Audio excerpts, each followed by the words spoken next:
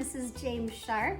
I'm going to show you a little technique today using watercolors, and we're going to paint on paper, but wet paper. So this is a technique called wet on wet watercolors, and we do this with a lot of different projects, and so I'm just going to show you how to do it. All right?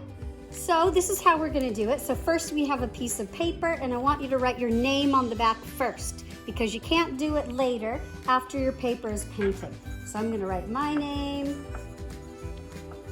and I'm going to turn it over, and now we're going to wet our paper first. So we're going to take a sponge, and I'm going to squeeze out all the extra water so it still sort of has water in it. I'm just going to smooth that water along this paper, because I want this paper to be nice and wet, and you'll see why in just a minute.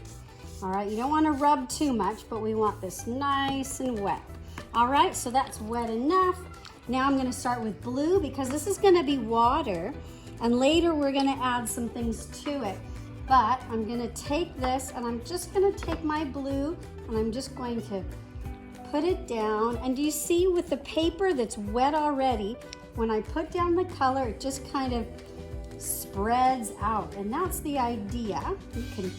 You can make little lines like this, paint lines, or you could just paint little splats like that. We're just going to keep going with that till we get most of the water, most of the white paper covered. And then I'm going to add green, because this is going to be in a garden. Well, this is actually going to be a lily pond, and so some of the trees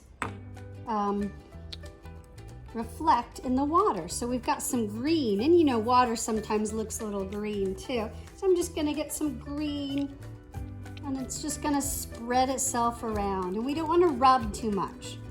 If you rub too much, if you start seeing things like that happen, that means your paper's starting to rip and you're rubbing too much. All right, and I'm just going to keep doing that. Maybe I want to go back to blue and just fill in any white areas that I have. All right, and I might add a little bit of yellow here too, and you can add some yellow. But that's pretty much it. If you have a few little white areas, that's okay, because that kind of looks like the sky or the sun kind of shimmering in the water too. So that's what we're making today, painted paper, wet on wet painted paper. All right. And for this particular project, we're going to cut out some water lilies and put some water lily pads and put some lily flowers on there. But for other projects, we might do other collage kind of things. But that's kind of a good start to a lot of different projects. All right, have fun.